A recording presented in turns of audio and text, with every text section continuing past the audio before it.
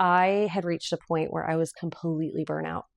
I had invested all my emotional energy into every kid that walked into the door. I didn't ever put it down. I never let go of that emotional baggage. And I just could not function in that space anymore. I would come home and I would just go to bed. It took a lot to like make dinner. It took a lot to connect with my own kids and my husband. He looked at me, he goes, "I need you to quit.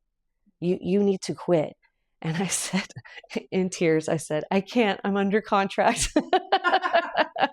And I knew I was good at what I was doing because I was called to it. But emotionally, I just could not carry that weight anymore. I fought it until about Easter, and I turned and looked at him and I said, "I think I need to turn in my resignation tomorrow." And I did. I want to say it was 3 or 4 months after my husband's pay was cut. Wow. And so we were like looking at each other and going, did we miss the Lord? Like, what is happening? And he was so good, though, that he continued to confirm that even though it was difficult, even though it was hard, that I was in the right space. During those 2 years, I would take my son to school and I would come home and I would just sit with him. And I would just sit and listen and learn and read scripture and just soak in it as long as I needed to every morning.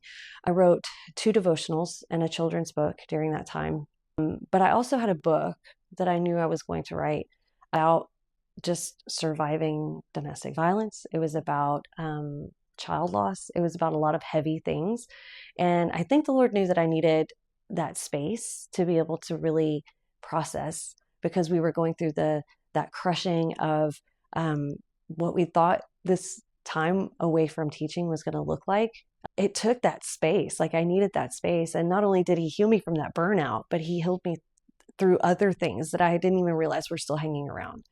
And so when I went back to teaching, I was a whole different person.